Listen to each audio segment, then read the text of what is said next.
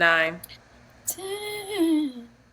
Yes, Hey, girl. Hey, welcome to Around the Way, girls. Oh, I liked I'm it. really working on this jingle, I dog. liked it. Hey, girl. Hey, welcome to Around the Way, girls. You changed it that fast. Y'all It wanna know was who write different. Jasmine songs? I do, nigga. Ghostwriter. Child. She said no. I said child. Oh, well, I don't think you can hear me often. We've been it's too speak. low. I'm a bit traumatized by having you in my headphones on the other end, so I I turn feel it like really low. there's sometimes when if I catch certain clips or when I'm editing the clips or doing Patreon, I'll hear that I'm saying something and you don't acknowledge it at all, and I'm like, I don't think she can hear me, or maybe you're just ignoring me, or maybe I shouldn't be speaking. I don't Wow, know. that was interesting turn of Yeah, that journey truly, that you just took us all the on. things. It was not one positive one from it. No, it wasn't. They're not negative, but I'm like, oh, maybe I'm cutting her off, and so she's intentionally continuing to speak. I think I'm adding to what you're saying, or like being affirming in what you're saying, like, girl, yeah, cause, and then you just full speed ahead. It's kind of how Sunny Hostins does on The View, but that's only when people are trying to challenge her and speak over her, and she just keeps on talking as though she doesn't hear them at all. Oh, we getting our ad. I'm gonna turn this game off. The current Sixer score is 68-97. You really hate to see it, and it was because Joel Embiid's hurt ass came back in the game because he Joel won the Embiid? That name goes hard. Embiid. Oh, He won MVP of the league, most valuable player, but sounds he's like hurt he's and not he forced valuable this right now. comeback. He's hurt, Shanti. All right, what are your updates? Don't talk about my team. Well, I'm very excited and been very busy. I'm helping curate the Roots Marketplace this year. If you guys were there last year, the Sable Collective participated on one of the days. But, I'm excited for what we're going to do this year. We're bringing some of Philly's finest small businesses under that tent. Gonna have some cool activations. I'm grateful for the opportunity and super excited about it and slightly terrified. So I'm working on changing my narrative about myself, bro. And it's been I'm not quite convinced yet. I'm not quite convinced of this new narrative, but I'm shocked. For one, because I'm helping to curate the marketplace, I can't be as present to my actual vending booth. So it requires me to make sure that everything is running and everything is like stabilized without me being there. And this is the first time that I've made this happen ever. And once I like create these systems and get clarity and get the help and the support that I need, this shit is repeatable and it's really big. So I hope that I'm excited for this experience. I'm excited for the growth that's possible here. I'm grateful for the help. Shout out to Project Motherfucking P on the ones and twos helping make this possible. Um, and I hope that y'all buy tickets and come through because it's a Hotep's wet dream. Again, we mentioned it on the last episode. This lineup for the music is going to be really wonderful. And I think that what they have planned, all the little activations are going to be a thing. So once I execute this Roots Marketplace and am not the main person running around like a chicken with my head cut off, I can repeat it. And I'm trying to do that in New York. I'm trying to be in New York for Juneteenth this year. So I asked on the interwebs and it got not a lot of responses. Internet, you offered some insight, but I really want to know like where are the dope Juneteenth events? Um, and what's if it's not Juneteenth, what other events could Sable pop up into New York to do some vending? Shout out to Did you reach co-fest. out to Nas? I don't know. No, I don't know what Nas what he doing. Nas just know everybody. You should reach out to Nas. I will do that. But if Yeah. you're a listener, if you're a promoter, if you know anybody, please reach out and let us know where we can get in. So, yes, clarity and systems, repeatable systems. Let's go. This is cracking me up. It's cracking me up because I feel like the things that you say on here, I'll be like, nah. And then the things I say on here, sometimes you're like, nah. And then somehow we both discover it on our own and we're like, yeah, I think I need to rest. And then you're like, yo, I think I need to put systems in place and processes. Processes. It's very interesting when you're close to it. My friend Black says this all the time. I'm too close to it. You can't hear it from me. And then he gets frustrated because I'll hit him up and be like, yo, guess what I just read? Like, And hang up people on me. come to it at their own time. I think you can't. Yeah. It could be any and everybody saying the same thing, but it's not gonna become a reality until you're ready. Yeah. Until it really awakens in you. So, shout out Well, to growth. amen. My updates, I realized the other day, so I was talking to, who was I talking to? I can't remember. Talking to somebody about social media, and they were saying, or just about my life, and they were like, nah, like people are always saying, yo, that's cap. There's no way that you're not out and about and gallivanting and having a ton of fun and, you know, being hella social and dating and living it up. And I said, why do y'all think that? And they were like, you know, I see you on social. And I said, wow, that's it. I said, what y'all need to understand, and what I'm understanding, is that because I'm so isolated due to overworking, that my social life, 90% of it, I would say, 85 to 90, is social media.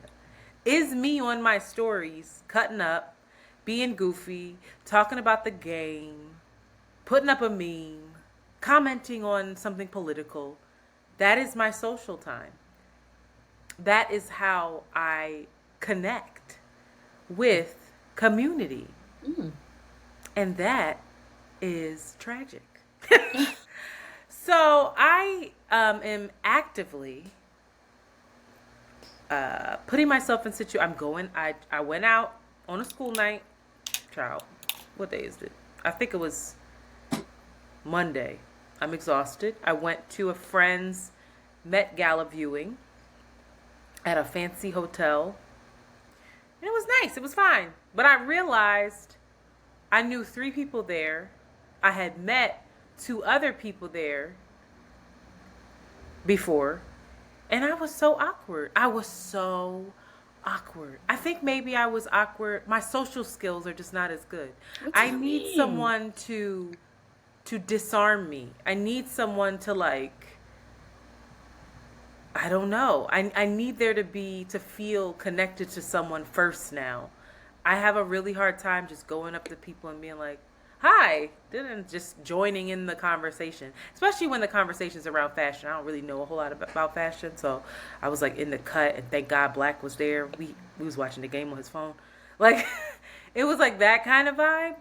But I took note. Like, Gia was there. It's like, I know Gia. What the fuck?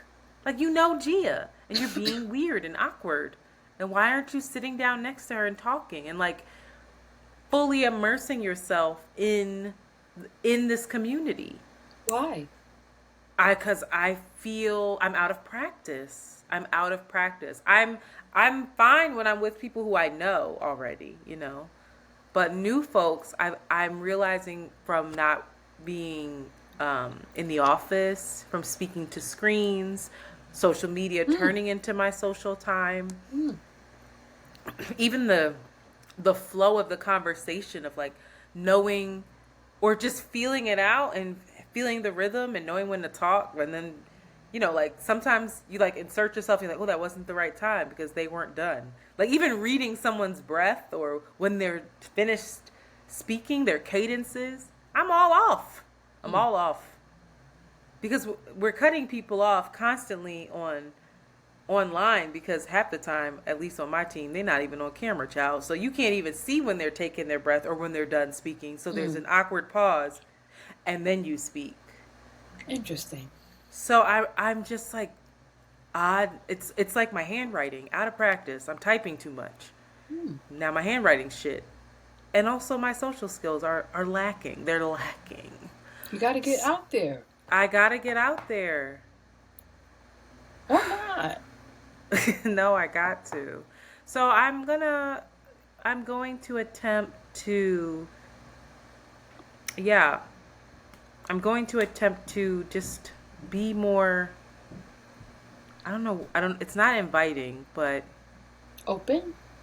it's not open because it's not that. It's like engaging with people I don't know and curious about them. That's a good word. That's the word. Yep. So I'm going to do that.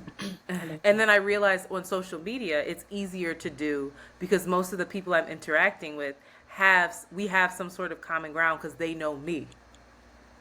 They follow me. So they're responding to something that they know of me or they've heard me say. We're familiar at least one way. So it's which is strange too. It's strange. Everything's strange. Also, I want to ask the Around the Way Curls community, please. I don't normally do stuff like this, but I would like some prayers to be sent to our mother's husband, who I guess I'd never say this, who is technically my stepfather. He is about to undergo some serious surgeries. And he's an older man. And I guess it's just dawning on me that our parents are aging. And it's very scary. And I'm going to go home and attempt to care for him. He's kind of a curmudgeon. He probably won't want me to much. But it's serious. And my mom is really scared. And it's a big deal. This is very, very... it's a pivotal, very pivotal moment. And yes, prayers for everybody involved. Yeah, if y'all could send out just some healing energy, because child, I ain't even gonna think about it. I'm just convinced. I'm like, he gonna have this shit done. And that's what you have come to out do. Yep. As grumpy as he always is. Bless his heart and soul. And lastly, this will come out on Monday, and also tomorrow. You can catch me on See the Thing Is 200th episode. Shout out to them. Yes. Making it to 200, doing their damn thing and inviting me on to celebrate with them. So that will surely be a good time. Okay, that's all. Please rate and subscribe and share. I was begging y'all to rate and subscribe, and I don't think anybody did it. So I don't want to keep asking. It's sad. Let me see. Did anybody do it? Somebody DM'd and was like, I want you to know that I left a review today. But I don't see it. Oh, no, she did. Not you. Oh, no, they did. They did. I lied. It's a whole bunch of them. Oh, I lied. Shanti, look. There's a whole bunch. Thank you so much, shout out Steve. to y'all. Look at you disparaging the community. It's I didn't reciprocity. see them. Apple must have just... I looked yesterday She like, said damn. Apple They was must like, have just fuck refreshed y'all. it. No, they did. There's so many. Aww. Keep it going. It helps visibility. It helps so with credibility, even though... No, there's like 20. So wow, shout out to our community. y'all. That was amazing. I swear these weren't there yesterday. If you want to offer some financial support to Around the Way Curls, we would also really appreciate it, and we really need it. To be completely honest, it offers us the ability to, just like I said, create systems, create opportunities for other people as well, and it frees us up to be a little bit more creative in the content that we offer y'all. So please consider joining our Patreon. Become our patron. Shout out to Mimi, Alexis, and Roshia. I feel like Roshia be coming in and out. Roshia be like showing up. Like, I'm gonna take a break. I'm back. But I always come back. Shout out to you. You know who you are. We appreciate you. Join the Patreon. It is a subscription-based offering where you can pay $5, $7, or $10. Come on, $10. To help us keep this thing going. Thank you. Also, don't you have you're providing Also, I just did a Patreon, an extra video. Shout out to April Pugh, Marion Pugh. She is the owner of Philadelphia Printworks. She's somebody that I have admired for a long time as a small business owner here in Philadelphia. So we have some. What is Philadelphia Printworks? Philadelphia Printworks is a social justice apparel company, and she started DIY by herself and made it to the likes of Megan Thee Stallion rocking her shit. So she is definitely somebody to look up to. And she just shares her experience. And yeah, I'm still figuring out what you guys want from this business content. Somebody commented and offered a suggestion. So the more suggestions that you offer, the more, we're creating content that's relevant. And not a waste of anybody's time. So please do tell us what to create as well. Listen, this is a new thing. I don't know if it's gonna stick. We got some around the way curls awareness. It dawned on me the other day, and Shanti and I were talking about it offline. Do you want to break real quick before we jump into that, my queen? It's only 16 minutes in, so I was gonna pivot from that. If that's okay. So earlier the better. The Around the Way Curls awareness, I think this is going to turn into a segment where Shanti and I, we're going to talk about, we're going to give the folks some PSAs, all right? We're going to say, hey, everybody, danger. We need you to know about this. Yeah, danger. And the thing that I've noticed is that the men are weaponizing bell hooks and all the writers. Okay?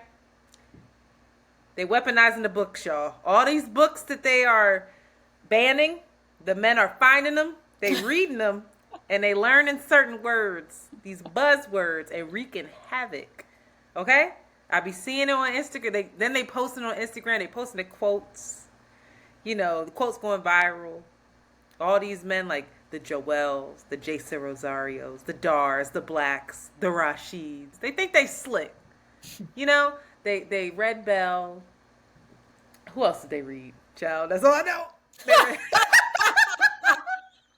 No, they're weaponizing it against those that haven't read bell hooks. Adrienne Marie Brown, Audre Lorde. They woke now. And I'm playing because I love every single one of those humans that I mentioned. I'm playing with y'all. But they are the new hot commodity. These That's woke, how they're getting in their panties. Emotionally intelligent, reading Negroes. They are the new ball players. I'm seeing the shift. I'm seeing it. Their currency is up. And then they get to talking. I have watched it. You don't know how many people are in my DMs asking me about my homies.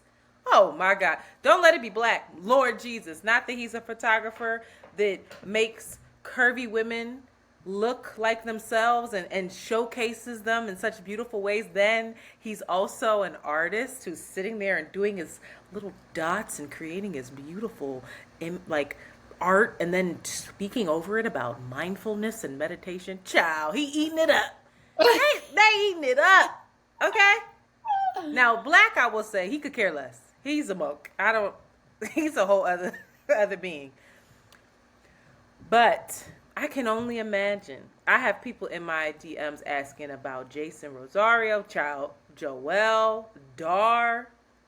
They wouldn't dare to ask about the other one that I named because they know the head would be taken straight off. Okay? But I need y'all to be aware that not all of these men are using their powers for good. The ones I named, I'm vouching for. Fuck with them heavy. I believe in them.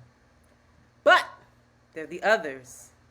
You gotta watch them. So, if you hear a man saying words like grace, intersectionality, patriarchy, trauma, projection, therapy, the work, reflection, care, rest, love. Not love. You gotta watch them. You gotta Don't watch them. trust them. You gotta watch them. You've gotta. Oh, Listen. we're not well. That might be We great. aren't Again, well. I named many that are absolutely phenomenal beings. I vouch for them.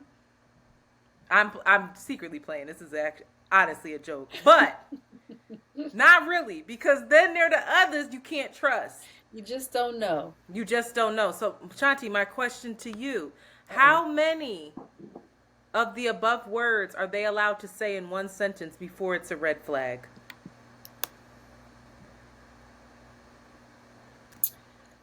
I say 2.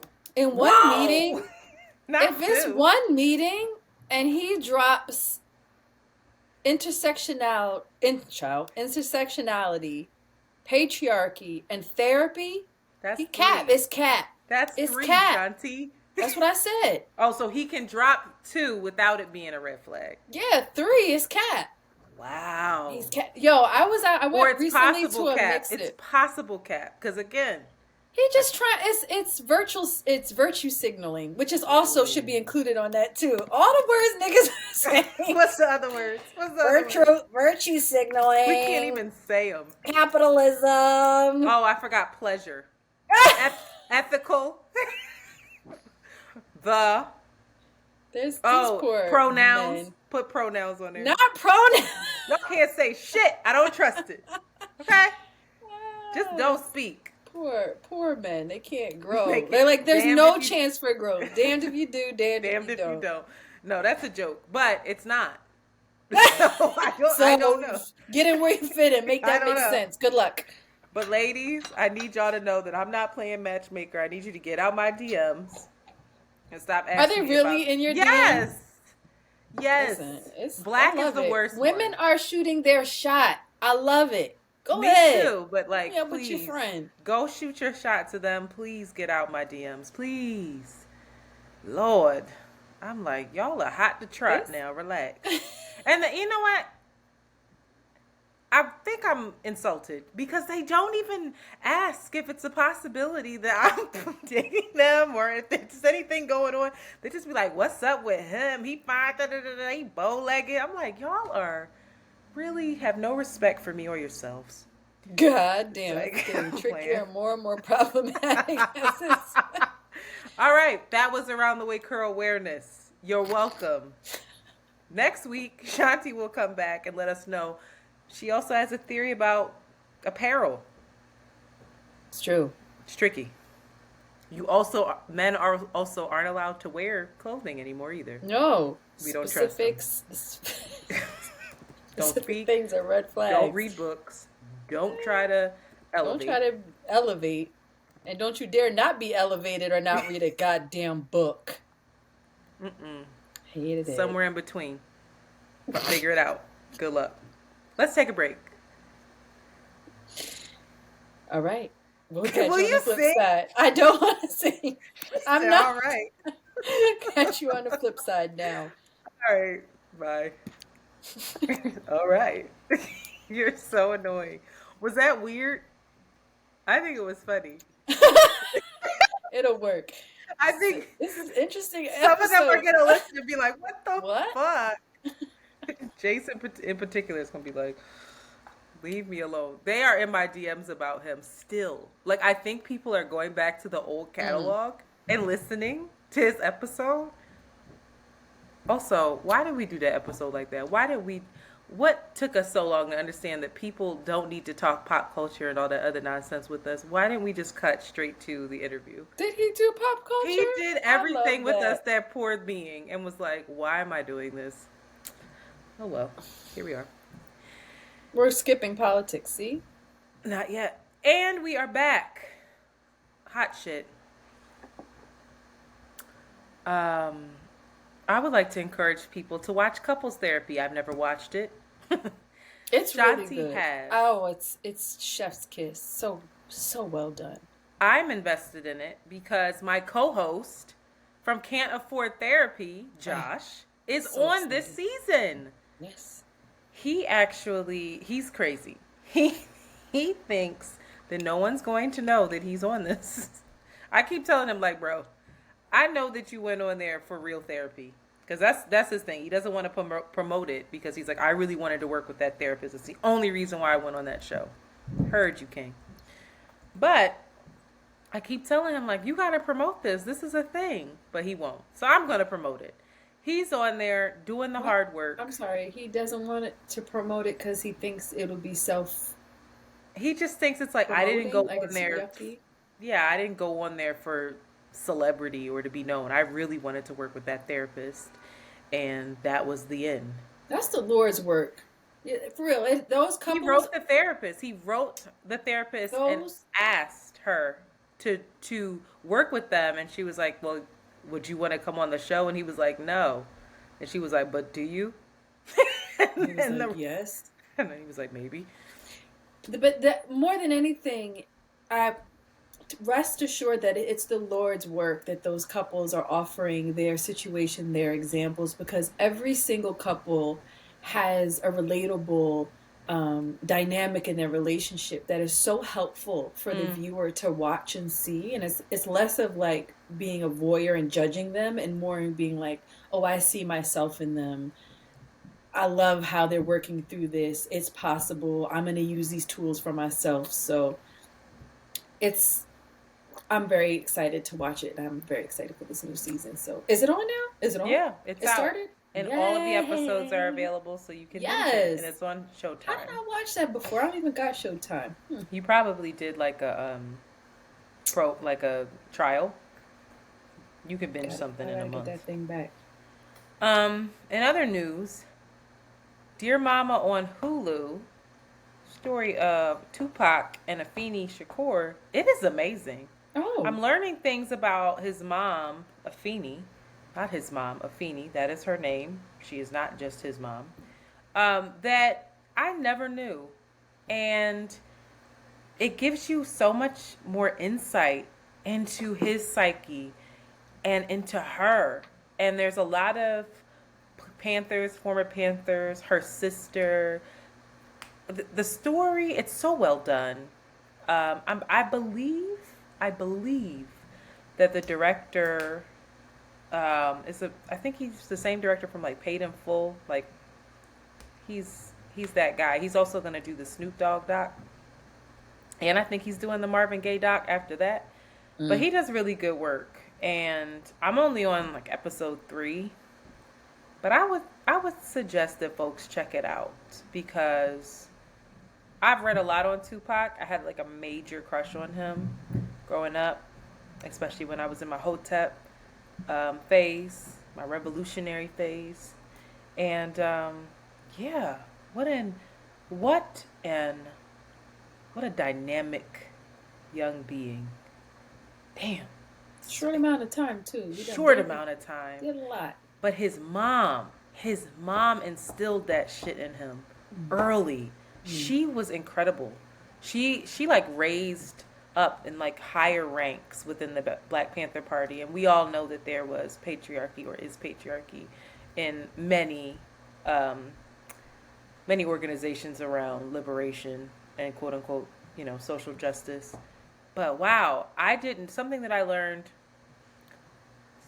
and I'm forgive me because I watched this episode maybe like a week and a half ago, but there was I think it was Harlem Hospital where there was a young woman with sickle cell anemia and they wouldn't treat her. Instead, they would just say, "Oh, she has a cold," and they sent her away. The mother went to the the party's like the Black Panther Party headquarters, and Afeni um, helped to organize a sit-in and demand that this child be treated. And she drafted the basically patient bill of rights, and that has been the foundation for Wow. every hospital in the country. Wow. Like, I had no idea. That's incredible. So it doesn't surprise me that Pac was in jail trying to organize the way that he was trying to organize and have like prisoners' rights and things like that. It's just in his DNA. Um, but that's what I love about it. You learn so much about her, and without her, there is no him. So, Mm-hmm. really incredible story there. Also, I don't know if you've been seeing this, but Janet Jackson is on tour, y'all, and the clips are coming out on social medias. That lady is dancing around and carrying on at 56. She's 56. Listen, age ain't nothing but a number. No, age is a real number, and I was flabbergasted. I don't know how she's doing it, but she's out here killing it. She's on tour with Ludacris. With Ludacris, that's so interesting to me. Why? I don't know. Why is she on tour with Ludacris? Why wouldn't she be on tour with Ludacris? I did not know that they had crossed audiences. Wouldn't assume it, but shout out to that collab. Shout out to Ludacris. Luda. I would be. Listen, Luda. People sleep on him, but he dynamic. One of the best voices and cadence. One of the best voices. Articulation. One of the most creative, out of the box visuals. Really like he was a very interesting artist. If you go back and look at his videos, he took his time with that stuff. He was definitely influenced by Missy. Not saying that he was Missy Elliot at all, but he was imaginative. Avant-garde shit. Yeah. And lastly, I want to call some awareness to a group of Black artists purchased Nina Simone's childhood home. This was back in 2017. And now they are planning an auction and a benefit gala to restore it. And the auction is in collaboration with the National Trust African American Cultural Heritage Action Fund. That's a mouthful. And it's going to be a live online auction at Sotheby's and will feature works from internationally renowned contemporary artists. There's Cicely Brown, Ellen Gallagher, Rashid Johnson, Roberto Longo, and the list goes on and on. Yeah, I am trying to figure out where this auction is going to be, and I can't find it. So if anybody has any information, I know that it's coming up, and that the auction will go live May 12th through the 22nd, but I know it's supposed to be online as well, and I can't find that information out. So if you have any of that information, let us know. But that's something to look out for, because I think that's a dope cause to get involved with and to support. If you're looking for art, that would be something dope. That's dope. Yeah.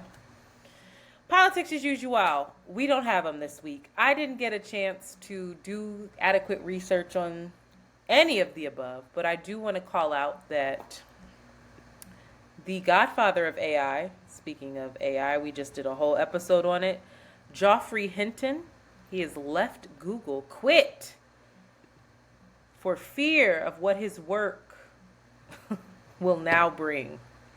He said that he consoles himself at night, saying that, well, if I didn't do it, someone else would. He is terrified for what's to come when it comes to AI. So, he said he didn't quit because he has beef with Google and says that Google's handling it with caution. He quit just so that he could warn people. Yeah. Oh no, I'm not saying he has beef with Google, but he's just like, this is, yeah. Well, that's disturbing. Yeah. That feels a little bit. Is he telling us what a nigga need to do? No? Well, we gotta tap into Geoffrey. Again, didn't get to deep dive into that article as much as I would like to, but we'll be back next week. Also, next week we need to talk about Sudan. A lot going on there. It's very sad. Say a prayer or two tonight. Again, can't deep dive into it because I want to be as informed as possible. And lastly, another mass shooting in Atlanta. It was around the corner from Big Shaw. Really? Terrible. 5 women shot, 1 deceased in a medical center. This is the 188th mass shooting of the Wow. year In May. in May. Ha! God damn. Yeah. So we will see what will happen. 188th. hmm I looked it up. Now that I Googled. As of May 3rd, I'm sure by the time this comes out, there will be sadly more. It's just, I don't know what's going on. Um, I think that they've added that. You know how they have warnings for like travel warnings for different countries? That's on ours. For people who are traveling to the US, that's a warning when it comes to danger, Wow, and mass that's real. shootings. Yeah. Wow. All right. Moving right along into pop culture. This is where we're going to stay for most of the episode this week. Go ahead, Shanti. Shout out to Jamie Foxx. Speaking of prayers and the power of prayer, and hopefully the full recovery of our beloved Jamie Foxx. He recently posted on his social media, thank you for all the love. I feel blessed. So sounds like he is conscious at least, and hopefully on his way to getting better.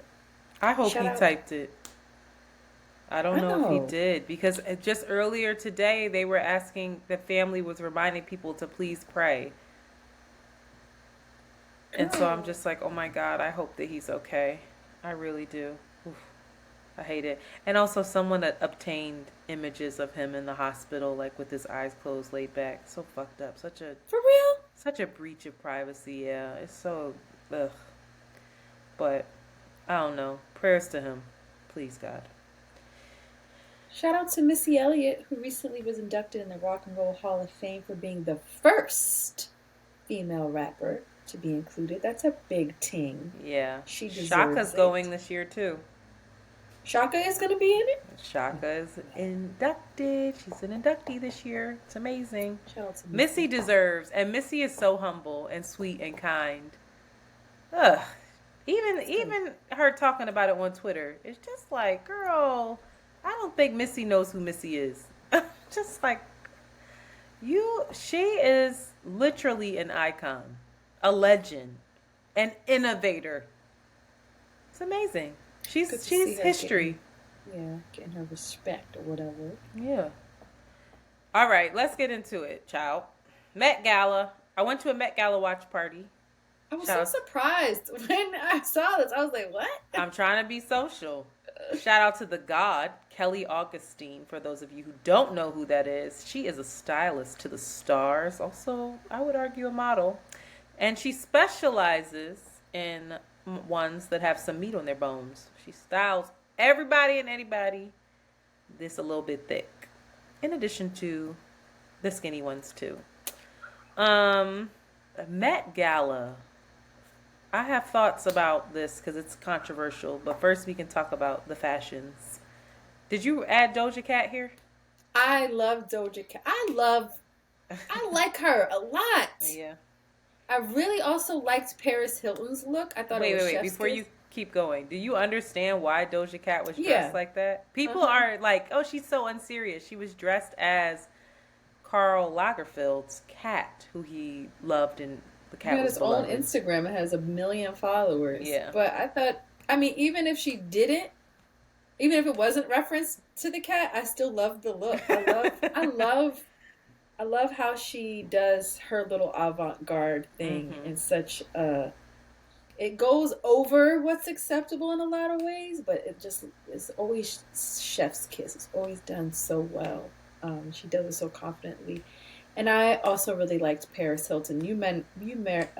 Mentioned a lot of the people that I like, so I didn't want it to overlap. But listen, Project P #2 is back on these streets now. Paris Hilton is back out. We didn't talk about this She's in past married and a mother episodes, now. but she's also come out around Her abuse. her abuse and bringing a lot of light to I think the ways that she probably disassociated and the ways that she was just like surviving in so many ways, but Yeah. some terrible history. But she's back as the more stable it girl, and I'm not mad at it. And her outfit looked fabulous. I don't remember hers. Say. Lala, I loved. the people at the party did not. They were like, oh my God. They hated it. And I was like, I love this look. I love that hair. I love the dress. Lala's new body and face, they look great. Oh, Yara Shahidi, baby. That was a different energy from her. That was a grown, I'm sexy, I'm a woman energy. she's so beautiful. She's so beautiful. Ugh. Mhm. Cardi had 4 looks yesterday, but I think she really nailed that first one. I loved that it was more conservative for her. It was definitely his style, apparently, as I had to Google him at the party. Michelle, yo, listen, I love that woman. She looked angelic. She just, I love her. And I think Tiana Taylor was the absolute best dressed, even though she had to Oh, hop you up the do. stairs. Oh my God, she nailed it. From the ponytail in the back like him, to the glasses, to the Chanel tweed. Apparently, that was all the things that he was. It was like, but it was her too. So everybody was just like, she won the night. Hmm. Um, Sabrina Elba, who is married to Idris Elba. She got this pixie cut wig that's a beautiful lady. That's a That is bad she bitch. looks like the Oscar statue. That's what Oh, like a bronze Oscar statue. She's just like, somebody needs to, I don't, somebody. like, study her genes. That lady, her skin, her aura, I can completely understand. He talks Yeah. about seeing her, I think she was a waitress at a restaurant, and he was like, whoa, whoa, whoa, whoa, whoa. Who are you? Hold up. And then she's just really regal. I've listened to some interviews of hers, and she's just a brilliant, kind of behind the scenes, bombshell powerhouse woman. Here Oh, for it. Here shit. for it. Let me see this But outfit. the it couple, Carisha and Puff, child, They your were the it girl. cover over Rihanna and her boy. I mean, no, nobody's ever over Rihanna Oh, and okay, ASAP. that's good.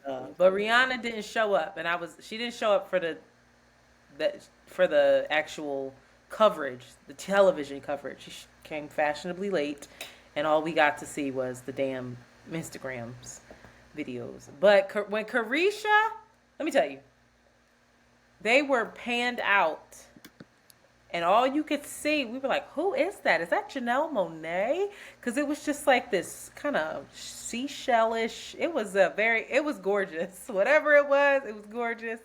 And then when they panned in, they zoomed into their face, and we said, oh, Carisha! Girl, the way everybody in that room screamed, it was a collective pride of like, look at our girl go. And she was still so herself. She was up there. I love Lala, her life.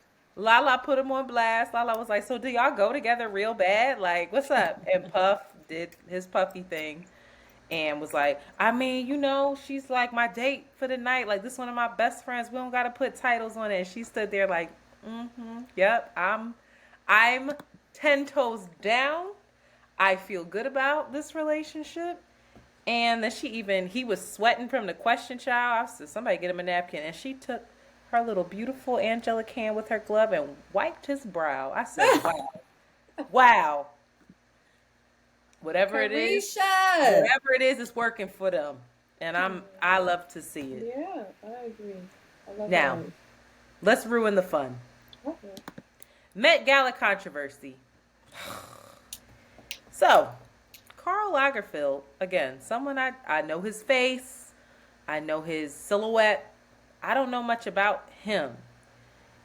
And then as I was listening to folks talk, specifically Black was like, he was like the worst, right? I'm like, what do you mean? Well, in the research that I did, Karl Lagerfeld, let's start off with fashion icon, similar to Anna Wintour. All right, he revived Chanel.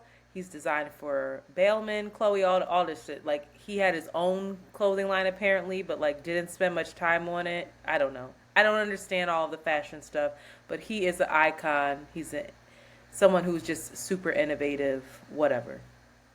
But Karl had a lot to fucking say, yo. And I don't know if I banged with Karl. In 2012, he said Adele was just a little too fat. That's a direct quote. Then he told a German magazine that no one wants to see plus size models. You've got fat mothers with their bags of chips sitting in front of the television saying that thin models are ugly. He also mocked the Me Too movement. This is a quote, what shocks me in all of this are the starlets who have taken 20 years to remember what happened, not to mention there's no prosecution witness. In response to models' safety, he said, if you don't want your pants pulled about, don't become a model. Join a nunnery. There'll always be a place for you in the convent. They're recruiting even. He was also criticized for his comments about Germany's 2017 decision to open its borders to Syrian refugees. One can't, even if there are decades between them, to kill millions of Jews so you can bring millions of their worst enemies in their place. Days later, he also added, the greatest thing Germany invented was the Holocaust. He also was against gay marriage despite being gay himself. Oh. I ask, why on God's green earth are we gallivanting at the Met and celebrating him? Janelle Monáe. I'm looking at you too, Queen. Because, Janelle Monáe is like our LGBTQIA kind of like spokeswoman. Janelle. That on that woman. I know that's not right, but I like Janelle. I think Janelle. But non-binary. She doesn't. Oh, non-binary. I didn't know that. Okay, listen. Even more reason. You think if he was against gay marriage, he would really be with this non-gender conforming stuff? No, I don't get it. Ashley Graham, maybe it's an act of defiance, but they seem to love him. They seem to exalt him. Ashley Graham was there, and I understand it's like this very high-end social event. If you get to go, if you're invited to go, it's like a stamp on your social resume. It means you are of value. And we're going to get into this a little bit later. But I am just confused by the celebration of him. Should we overlook these comments? That he honestly often doubled down on, and he never apologized for. Is this the very thing that's wrong with fashion and society? Does his contribution outweigh his bullshit? I don't know. What do you think? I mean, I feel like fashion is synonymous and has always been known for, and has slowly we're seeing it crack, but not really. Being super exclusive. It is it is about exclusivity. It's about clicks. It's about having access. It's about so much of fashion. When you talk about the collections, is like they're one of a kind, handmade things that are kept in its house that not everybody has access to. It's all about it stands for that in so many ways. What to speak in class, in sex, in race, in gender. It is completely against this new progressive, conscious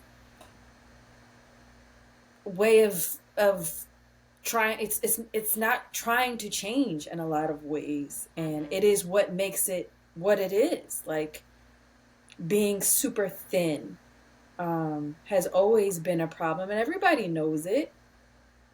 Everybody knows this is not a new thing.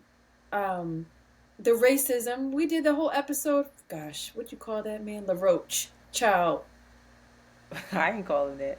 I call him LaRoche. You did. And I was wrong. And his name is LaRoche. I apologize. Anyway, we're seeing these moments of it being cracked open, but I don't think there is any incentive to break that wheel, because it's so attached to status. It's so attached to status. the fact that Janelle Monáe's ass was running up in there for Karl Lagerfeld, it's absurdity. It's absurd in a lot of ways. Rihanna but also, as well, though. Look at what I mean, Fenty all of stands them. for. All of it. It's just absurd. It's like, make it make sense. It doesn't make sense. So, Little Nas X. Lizzo. Little Nas X. It's interesting. It's almost like it's crazy. I love. It's absurd. And you know But what? also, sorry. go ahead. It's easy, I think, for us to sit here and say that because we ain't invited to this shit. You know what I mean? If we was invited, would we be like, oh, no, we can't go because Karl Lagerfeld was problematic? I feel like we might. He's also wildly talented, and it's always this question of separating the artist from the art. He was wildly impactful, highly respected, and made amazing artwork. Yeah, that changed the game. Is somebody completely discredited because of that? I don't know. It should have. I don't know. I don't have the answers to this. I think it makes sense. I think it would be more cut and dry if he wasn't still alive. The fact that he's passed, I think that helps people be like, oh well, you know, he had these problematic views and takes. That Holocaust quote was wild. That shit was crazy. But it was contradictory. I don't even understand. First he said, like, how could you bring... Like, what? Are you well? If he were still alive and they were honoring him, it would be much harder to get past these comments because people would bring it up. People would challenge him.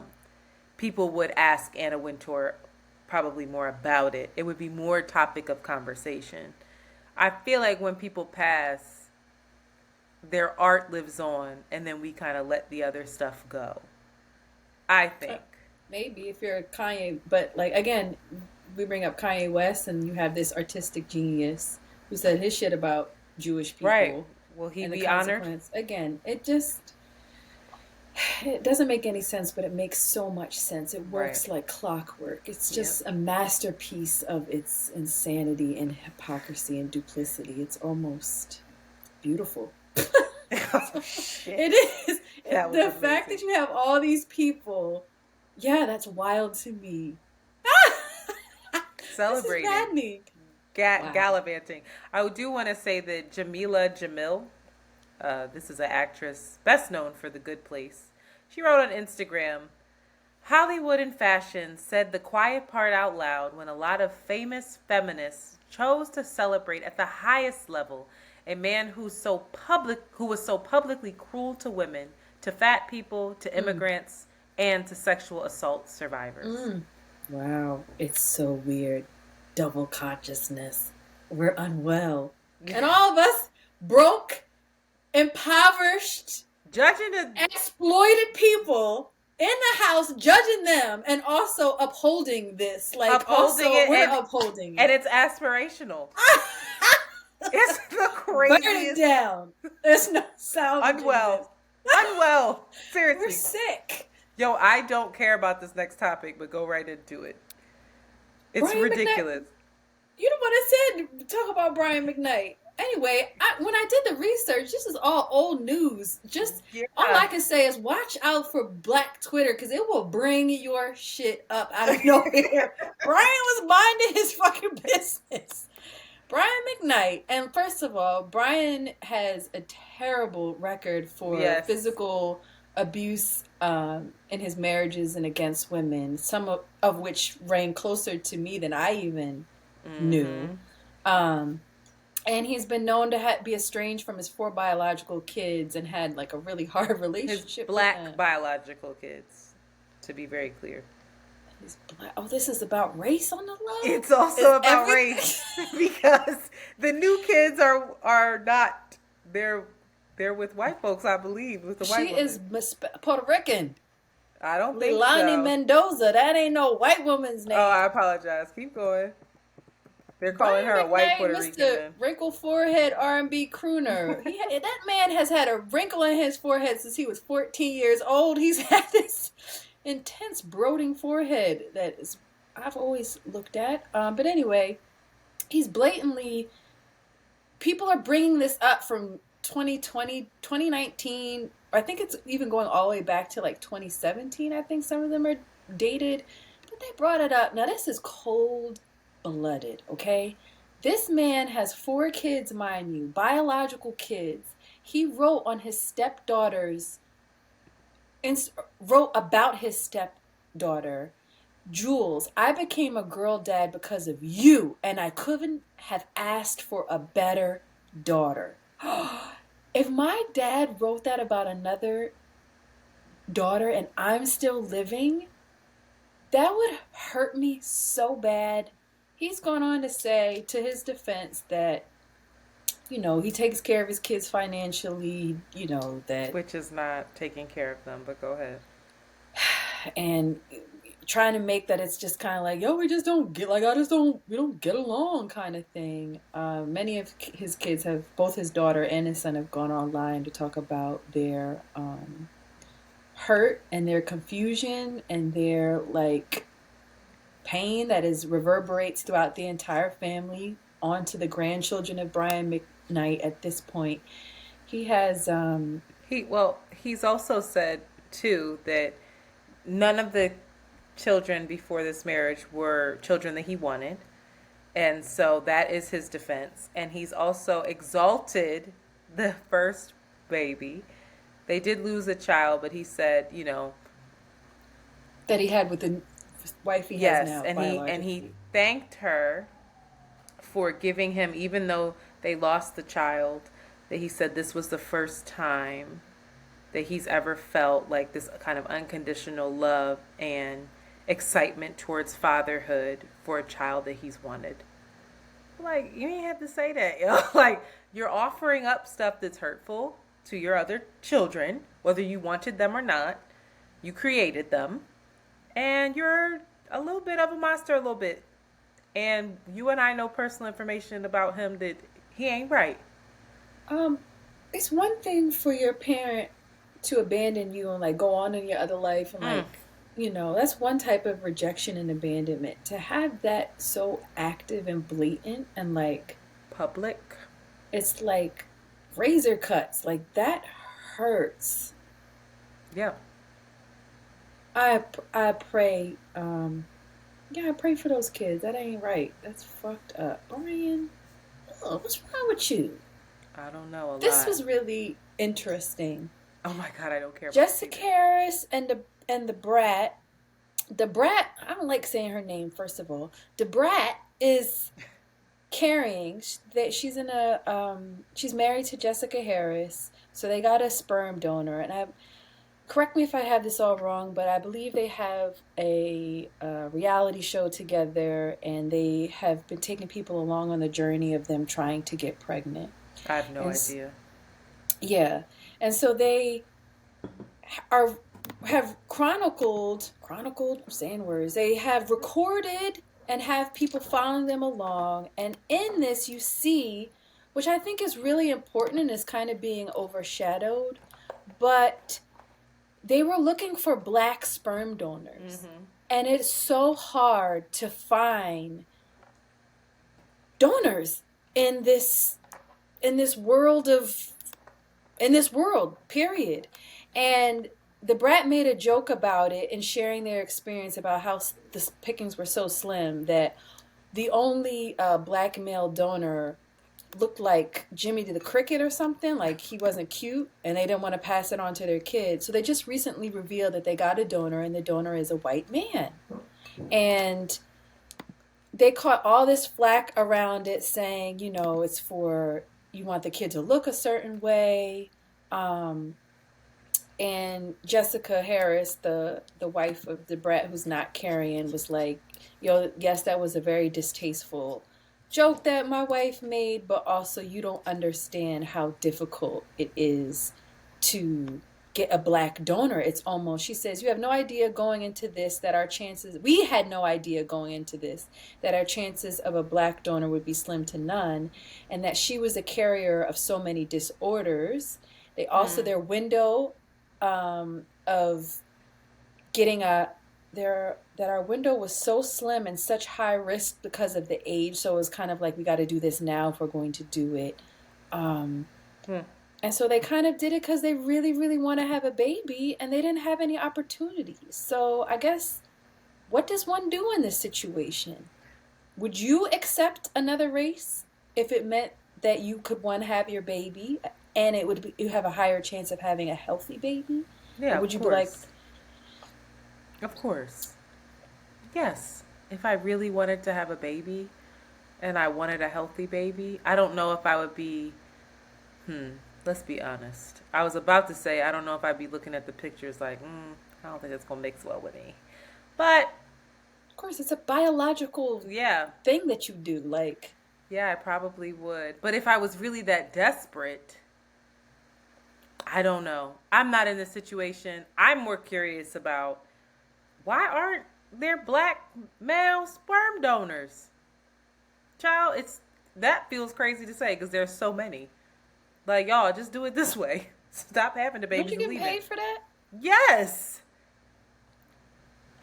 y'all. Excuse me. Tap tap tap Excuse on the me. mic. Go Excuse handle me. this. Like, what's up? This is I think something that um needs to be I'm discussed more. yeah. There needs to be more visibility around this lack. Yeah, and then less about, oh, you trying to da da da da, and more like they really want to have a baby, and they're really trying to make it happen. Yeah, and there's no real And understanding. then yeah, there has slim pickings. It also highlights just how prevalent um, colorism still is, and it's still deeply hurtful. So of course, people are going to jump to that, and it's still a very real thing. And also, how quick we are to cast judgment without knowing all the information. It was a distasteful joke that Debrat, Debrat.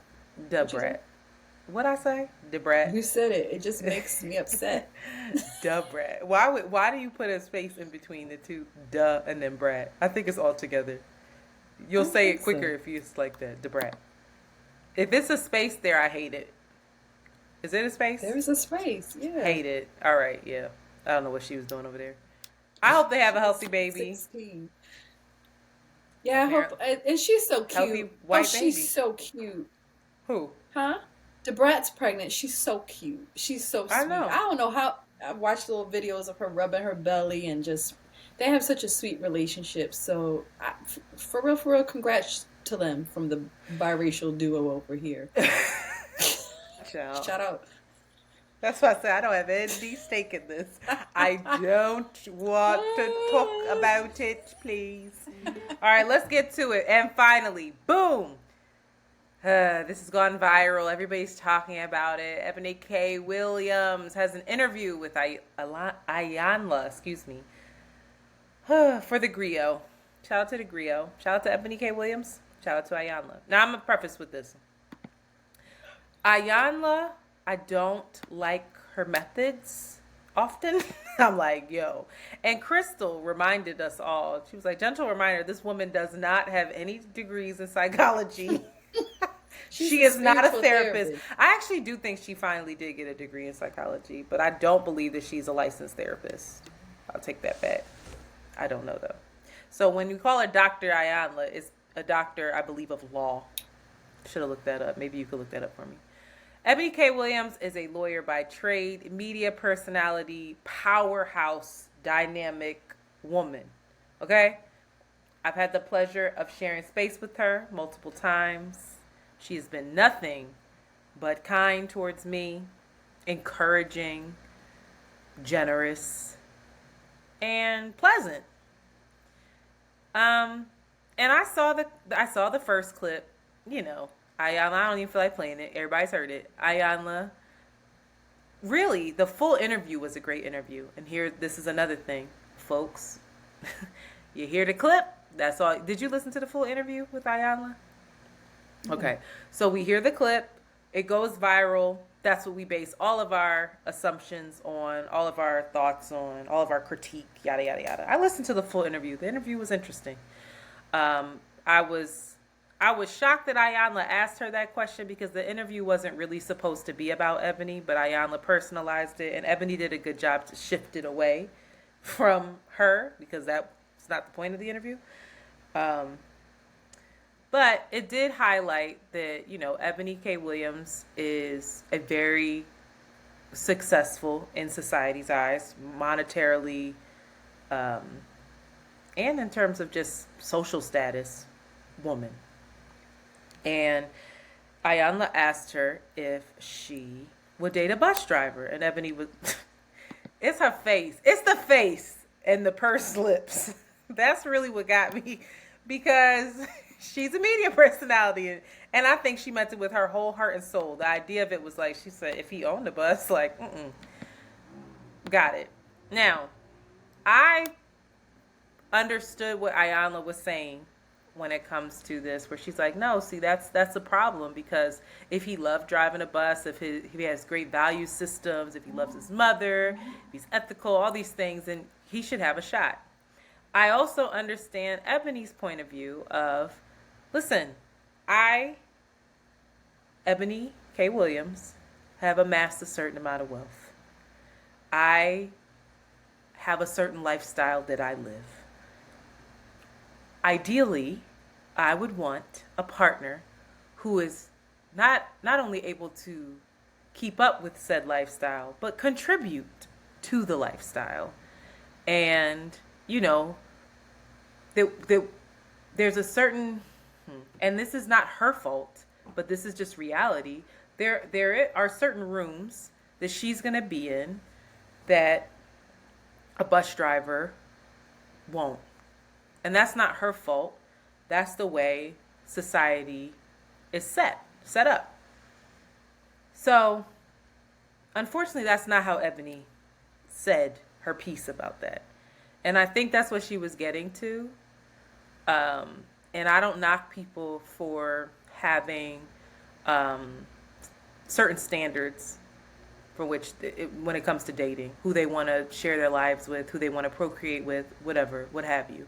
I do think that Ayanla definitely has a point where that if you're saying that he has to be able to own the bus company or own the bus or whatever the hell it is, you're limiting yourself, and you might miss out on someone who can offer you far more than what you're used to. They can offer you far more emotionally. They can offer you safety. They can offer you love, care, honor, respect, all the things. It's very real. So that's really a very personal decision. Ain't none of my business who Ebony wants to date, not to date. I got a bit disappointed with her. And again, this is not any diss. This is not, me trying to shade anybody. But once she saw all the backlash from her saying what she said, she doubled down. And she doubled down in a way, I'm going to play the clip because I don't want to paraphrase what she said, but she doubled down in a way that I found to be disappointing. So I'm going to play that right now. Monty, help me out and play this damn clip. Hold on. Lord. 50,000 plus comments posted on social, I only saw a handful that even considered the possibility of a bus owner being a more aspirational position, and recognizing that I am actually speaking and pouring into the ascension of black men when I said what I said. But see, no, some of y'all were too busy naming and shaming me personally and black women in general as undesirable, gold diggers, and much worse. Now, I suspect that some of y'all are the same men that were bringing home C's and D's on your report cards, only to then be coddled by parents that said, well, that's okay, as long as you're doing your best. Well, listen, I love and believe in the excellence of black men. So no, my dear, C's and D's or any other form of mediocrity is not okay. No, I will not create a soft place for you or anybody that I love to fall comfortably into the bigotry of low expectations. So I'm going to say one more time, there's absolutely nothing wrong with driving a bus. My mother Gloria drove one for years. But could it be that black America has been sold a narrative of average, regular, and typical being good enough for us? Well, see, that's called white supremacy. And in this case, it takes the form of conditioning black Americans to happily accept being a permanent American underclass. But see, because I know the truth about black folk in America, no, average is not and will never be good enough for me. And the gag is, I don't think it's good enough for you either. Okay. So a couple things here. I'm going to take my time with it because I want to be intentional. Yes. I will say that I think Ebony is right in the fact that I think there are a lot of women that feel the way that she feels and they're not being honest about it. I think hearing it back that they're like, "Oh no, you can't say that." Like, now we got to hold our bus drivers up and this and that. But in my everyday conversations with women, I would say a lot of women feel this way. And I saw some of the backlash that she got, and it was very unfair. It was below the belt. It was, she's a gold digger. She's old as fuck. She's this, she's that. This is why she'll never be married. Her eggs are scrambled. Really nasty comments. It's like, okay, so you're actually upholding fucked up value systems to condemn her for the value systems that she has that you are not in alignment with. So we need to check ourselves there. Now, I did comment on this, and I'm going to read my comment because I think it's going to help just ground me in the conversation. And I said, "This is said with no shade because I really believe Ebony has pure intentions," and I do. I do, however, want to offer all the love in the world to the many blue-collar men and women who drive buses, sanitize our streets and homes, fix our plumbing, etc. These are the jobs that keep the world going round. There is nothing mediocre about you or your contribution to society. In fact, without you, as we learned during the pandemic, we would live in utter chaos. Thank you for your work. There's nothing wrong with wanting black folks to elevate and strive for greatness, but there is nothing great about shaming them in the process. And apparently Ebony responded, but whatever. And I can read that. But I say all that because this boils down to, I think, that our value systems, class, and like she said, white supremacy. But the difference for me is I feel like black excellence, in this case, in what she's talking about, is only truly considered excellent if white America qualifies it as such. These value systems are not our value systems. And we're going to talk about this on Thursday, where we're caught in this capitalist society where your value is directly associated with how much you make, what your social status is, et cetera, et cetera. And that's really unfortunate. And I know I've dated bus drivers, right? There are plenty of bus drivers that make more money than me. I'm super clear about it. When it all boils down with their 401ks and their pensions and their benefits, they're good. So I also am not someone that has amassed the wealth and notoriety that Ebony K. Williams has.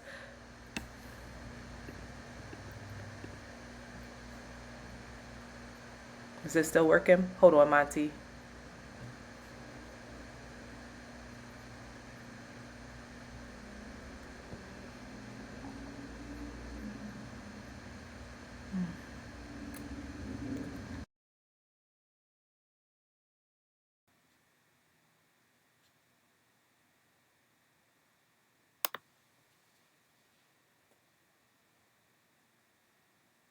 Hold on, Monty.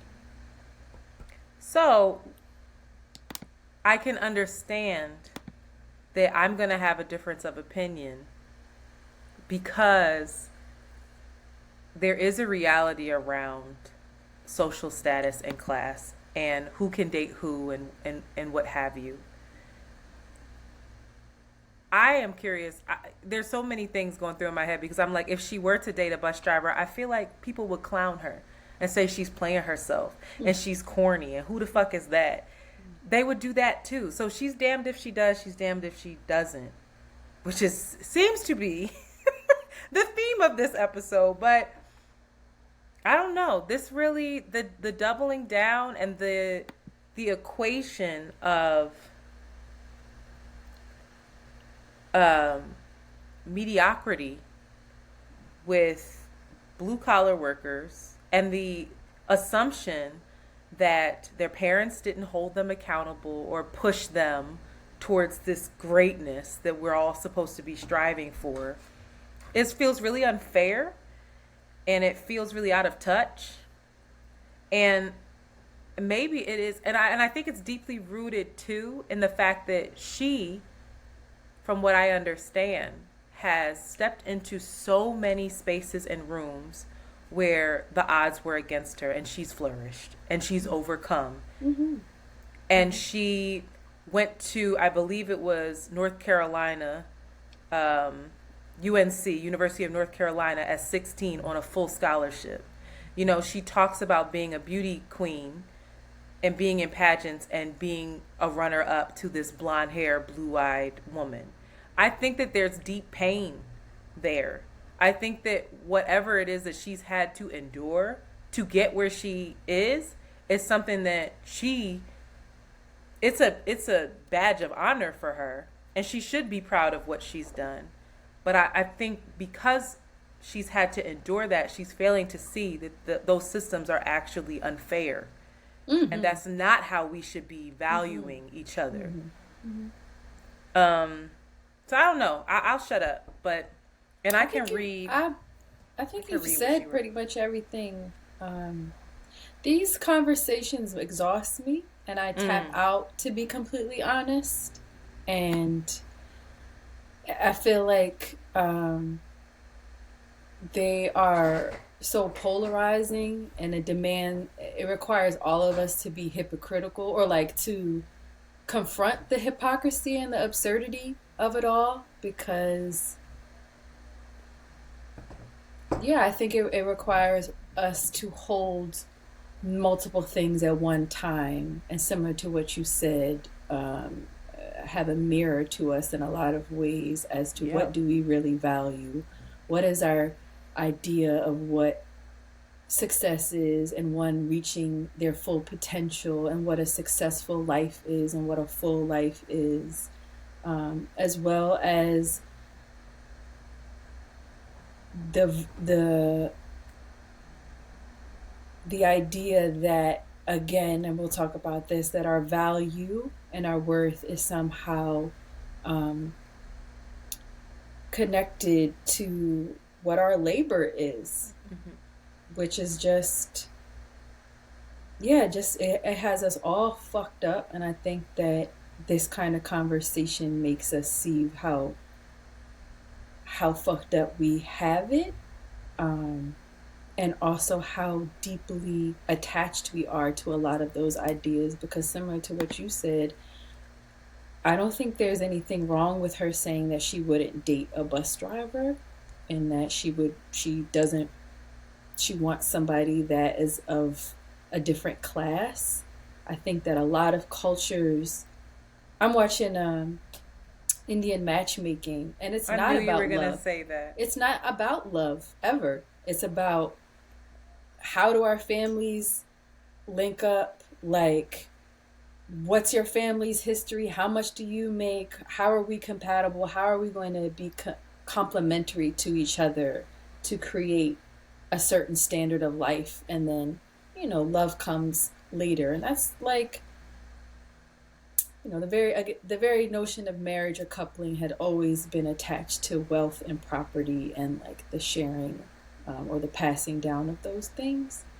So it's tricky. It's really tricky when it comes to Black women wanting. That's another thing that we should talk about, is that a lot of people were saying, Black women are the only race that are asked to date, quote unquote, down. Even the idea of dating down, even that verbiage bothers me, because there's so much in that, so right? Dating down. With shame, with judgment, with our worth being connected to what our labor, what we do. And I think that, I don't believe that Black women should ever have to settle for less. I didn't see it as folks asking black women to settle down. And again, I'm not commenting on the first video and how she feels. It's not my business. It's the second one that I'm like, okay, gentle reminder. I just want to say that these people that we all, and this is not, again, I'm not coming for her. This is for all of us to reflect on.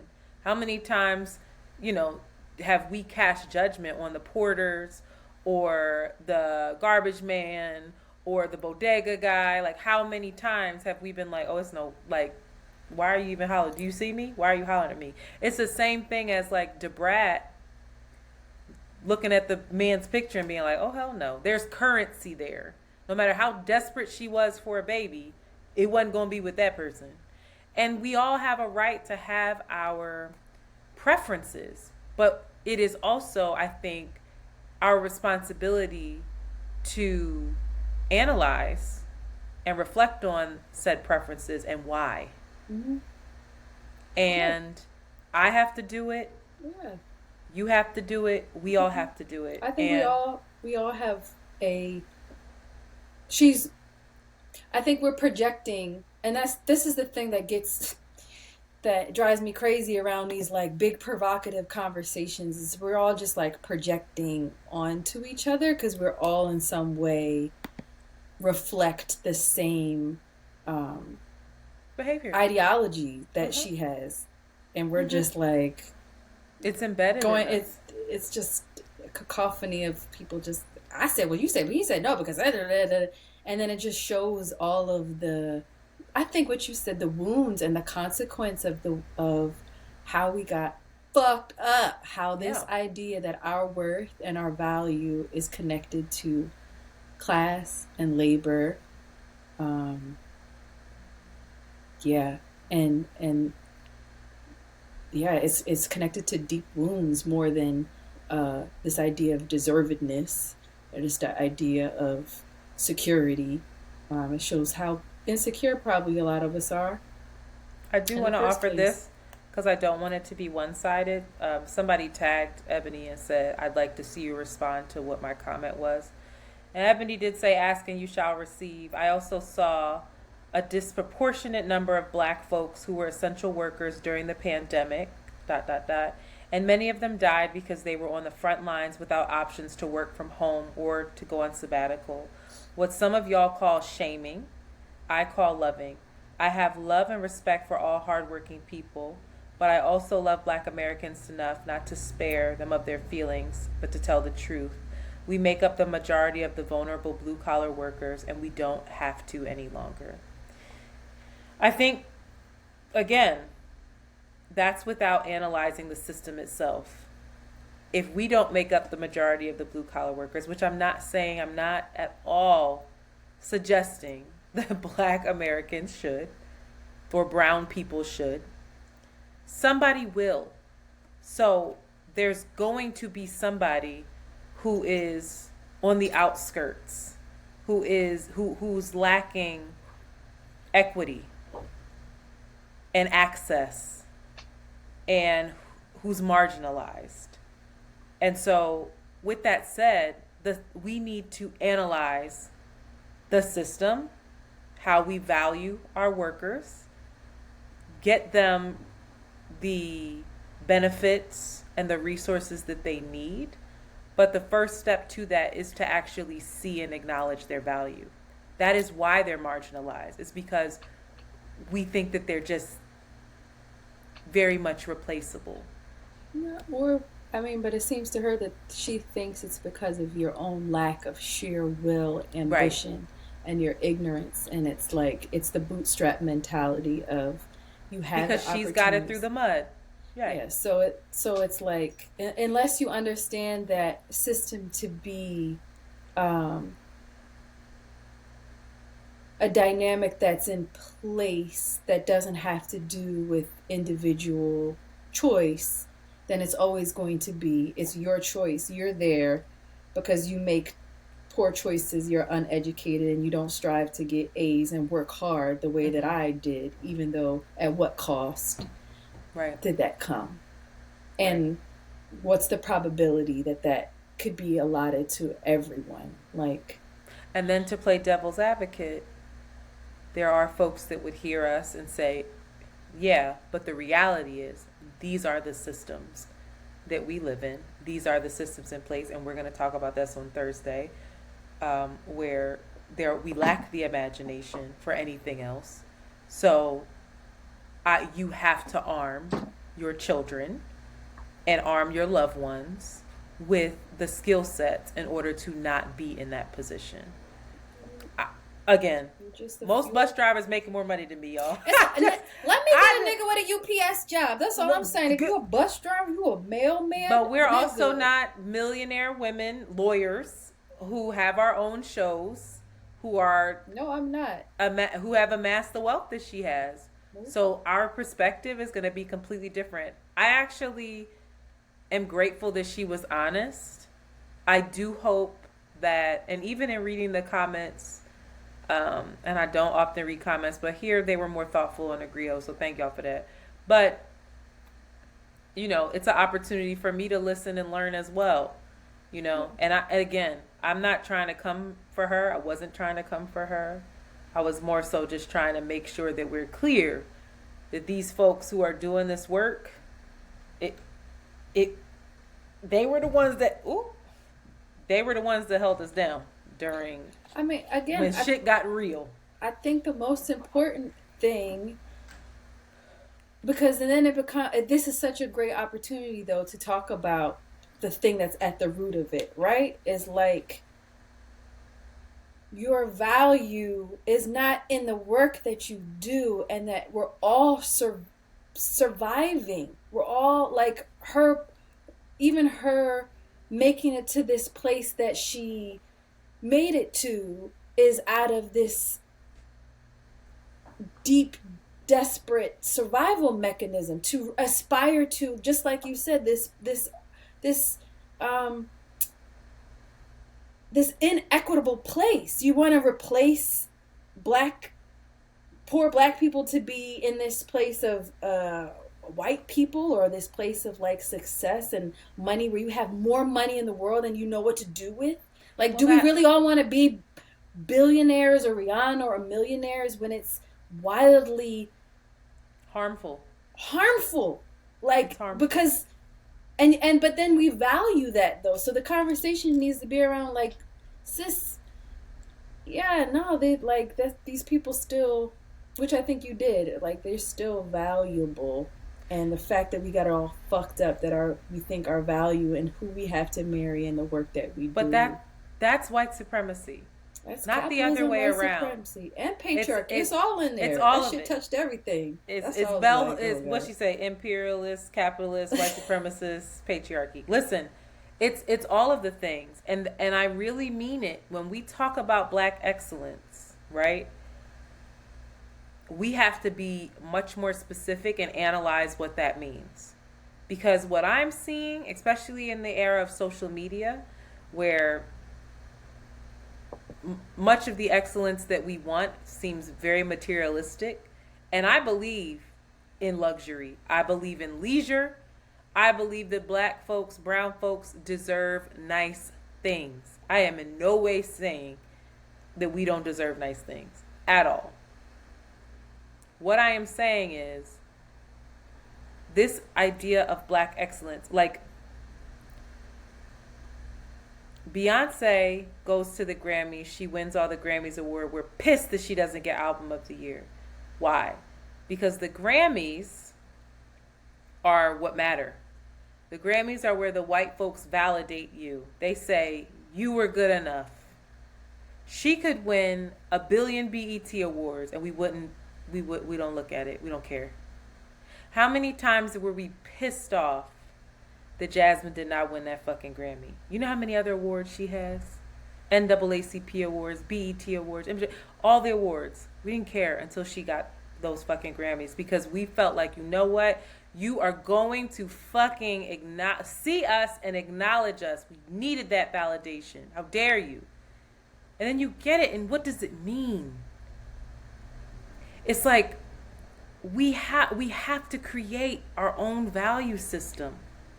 And I'm having a hard time with black excellence at this point, because I truly feel like it's only excellent if it's qualified by white folks. And that is a fucking trap. It's a trap. And I don't want to play that game. It's a dangerous game because once you get there, you're still not excellent. No, you're just a part of this inequitable system. You're just on the top. You're just the exploiter. You're just the one that has more than you need. Yeah. Well. I did have another clip, but we're going to go because we're tired. But I encourage folks to actually listen to the full interview with Ebony and Iyanla. It was a really great interview, and Iyanla drops a gem about feminism, honey. I said, oh, that's it. And it was good. Maybe we'll revisit that next week. But yeah, don't beat people up. When you see shit like this, I hope that you take a second to be like, why do they feel that way? Where are they coming from? Even if it does hurt. Even if it is painful. Where am I in this? Because she's not, again, yeah. What you mean? Again, I mean, because I think I responded to it because I'm of that bus driver class. Or we are all in this space of equating worth with work and our value. All of us. So we're like mad at her, but we all I'm not mad at her. Are doing it. I'm not mad at her. But that wasn't for you. We are shocked and we are like ready to critique her when it's like, nigga, us being a fish in the ocean mad at her for blowing bubbles. Like, we in a fucking ocean. What I say, you know how many women I know that are like, listen, you hear our girls talk. We've all done it. I've done it. You've done it. We've all done it. It's just. So it's a what she offered us is a time to reflect. And I think I put that on the thing too. We all need to take a look at ourselves and how quickly we forget the real value of folks. Do we even know? Do we even know? Could we even have that's a whole other conversation. Do you even know what your value is outside of what you produce and your labor that you offer? You know who to other people, either for money or not? No. I don't fucking know. What's her name? Cole Arthur Riley knows. She got an amazing chapter in that goddamn This Here Flesh. That book. For real. That's on dignity and your intrinsic value as a human being of God. Yes. It rocked my world. It rocked my world. I'm telling y'all, I've been talking about this book. You can't. What did Audrey say? You can't dismantle the master's house using his tools. I made that shit up. But that shit was fire. That shit was fire. But I think it is. I think it's that you don't get rid of this shit by being the ones that are the rich ones.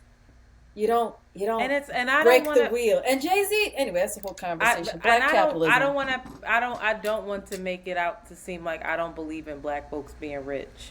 Being rich, there's actually enough money out here for everybody to be quote unquote and rich. That's the biggest part, girl. There's actually enough money for everybody to have their needs met and to have luxury and to have a wonderful quality of life. And have their babies be protected and educated and cared for. It makes you mad when you think about it. Yeah, I'm not knocking her for working as hard as she does, or anyone, to create the lives that they have for themselves. But those systems are a fucking problem. Anyway, somehow our pop culture turns into what feels like more self-work in politics. Shout out to us. What's the name of this episode? You was like, do you know what your value is outside of work? You might have said it like 5 times. I said, Cook, Shanti, do you know what your value is outside of work? No, absolutely not. Maybe that's the question. Not. Maybe that's the episode. Do you know what your value is? Do you know what your if you think you a real ass nigga because you riding a bus, is that true? You think you a real ass nigga because you own the bus company? One's better than the other one?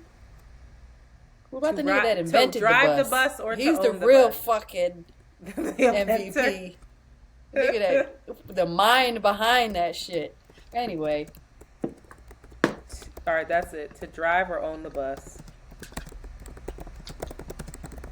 To drive or own the bus? That is the question.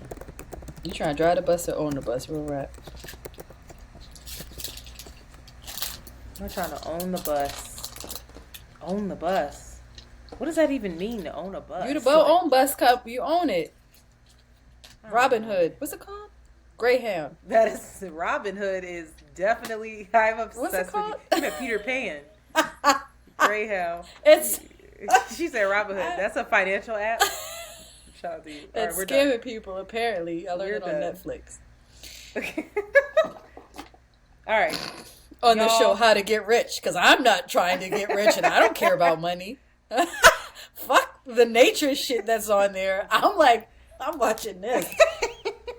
From Mr. Patel. But Stop we playing just with me. said that there's enough money for everybody to be rich. There really is. Listen. Shout out to the bus drivers. I tried to have a relationship with a bus driver. Who was the bus driver that you Baby, the dude that pulled up on me at Bedvine. It was like, the issue was his hours. It was like a date felt like a sneaky link. I said, sir, not you getting off at I 12 fumbled a.m. my mailman bag, girl. Remember my mailman? No. Fumbled it. Yes, your the taco, mailman? biting into the taco. Oh. Fumbled Girl. that pension. That stability. See? And you went straight to his value and his money. See? Fucking it up. See, we're not well. My I don't even think he was a bus driver. I think he drove the trains. Thank That you nigga very sold much. crack. Stop playing. I was like, yo, it's really 12:30 in the morning and you're asking me to go on a date, and the only thing that's open at this time on a Tuesday is your home. And then would get mad at me. Not even would get mad at me, but then would like be annoyed. Like, grow up, girl. Come Because get he this be dick. trying to push up. Yeah, I'm like, bro, this is like the second time we hung out. And you're not saying the buzzwords to get me open yet. You didn't Like, say intersectionality. You never said projection, patriarchy, care, love.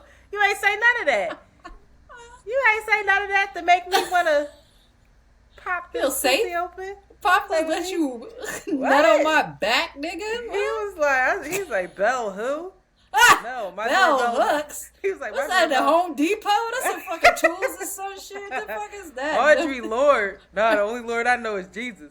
What? White Jesus. I White have this Jesus is photo that. hanging. Child, I can't. Come Yeah, get that this was a dick. dub. He was handsome too. That was a shame. Again, more currency. I gotta go. My whole We're not mind well.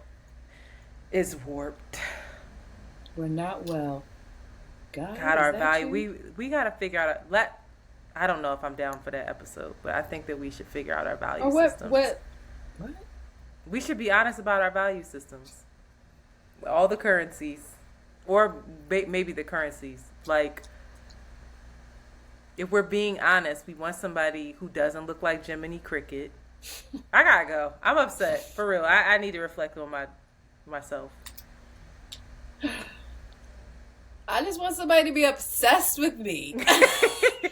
Bottom line, obsession. Borderline annoyed. Like, Hello, like you ain't right. I've been here. You don't really want it. You don't really want it. You ain't really with the shits. If you was really with the With shits, a penis, unfortunately. girl, you could buy one of them. You're sick. That's disgusting. I could never. I would be so grossed out. Like, yeah. Be obsessed with me, but don't fucking act like it. Like, don't let me know. Damned if you These poor do. men. I feel so Damned sorry. if you. We're terrible. We are undateable. We cannot be Insatiable. pleased. We have no limits because of capitalism. We weren't taught to. It's not just capitalism. It's our work to figure this thing out.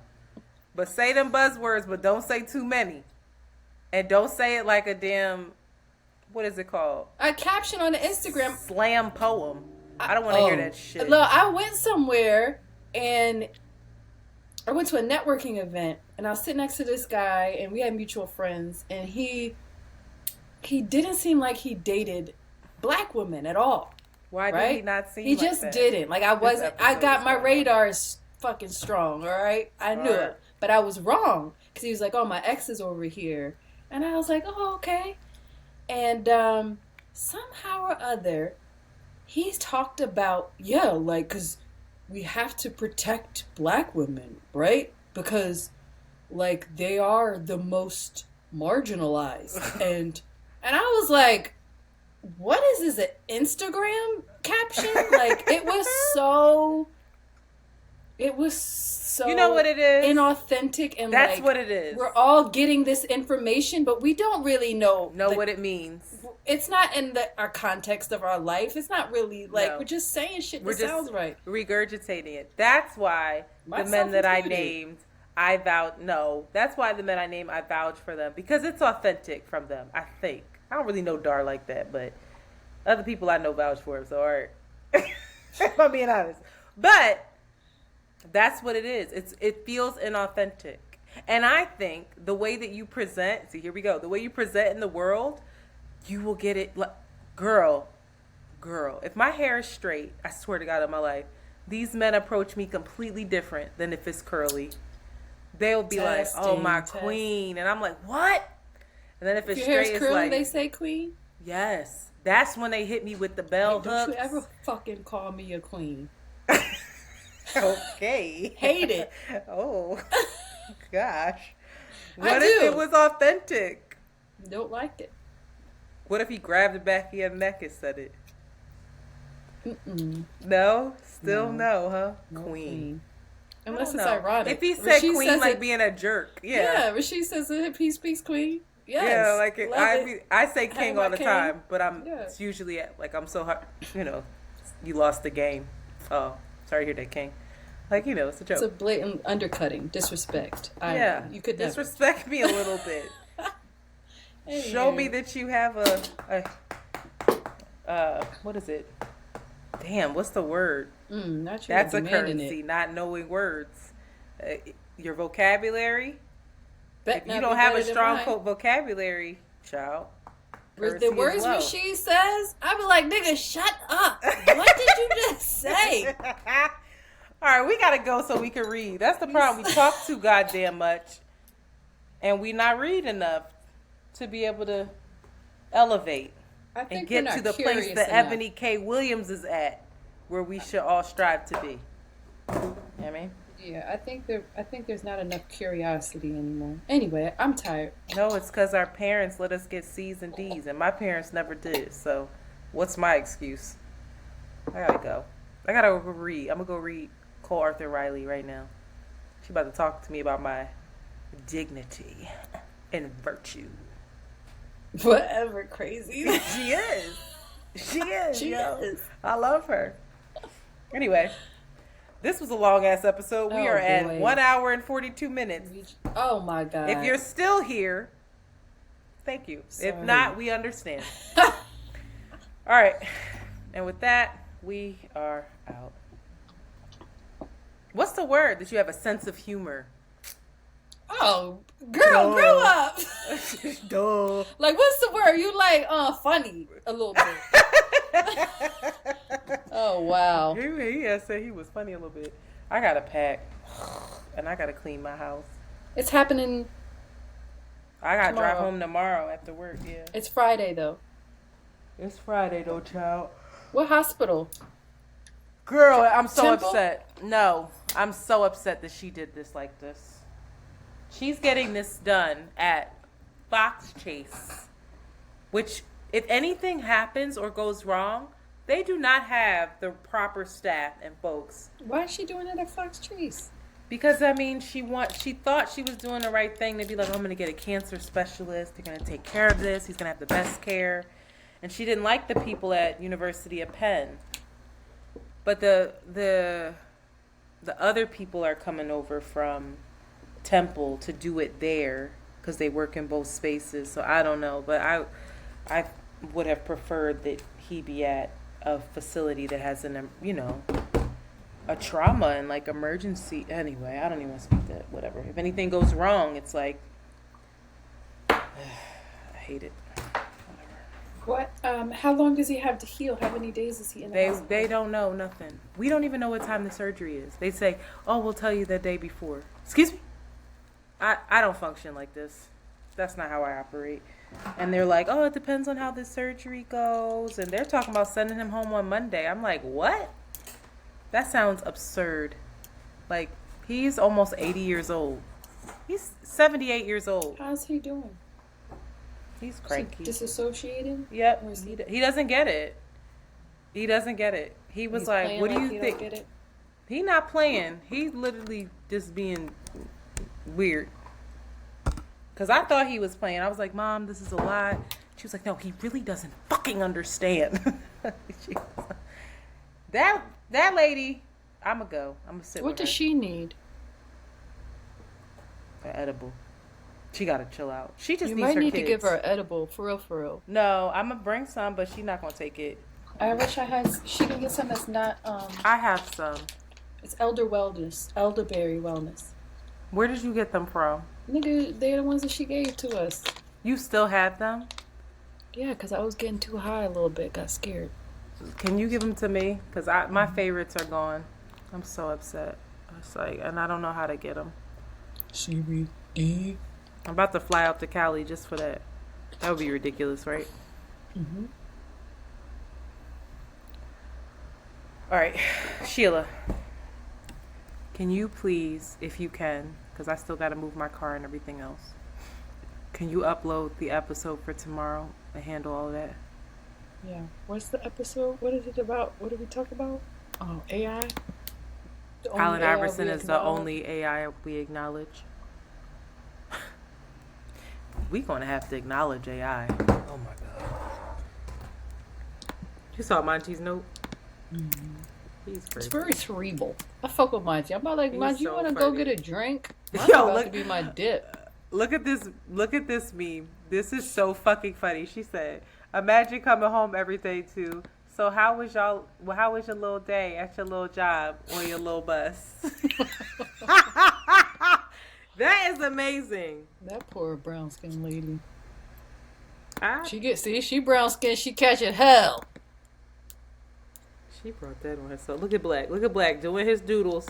These bitches. Shut up, in my goddamn Antoinette. Shut DMs. up. Like, oh my god, what? Oh, he got a new working station. Don't call them doodles, because that kills me.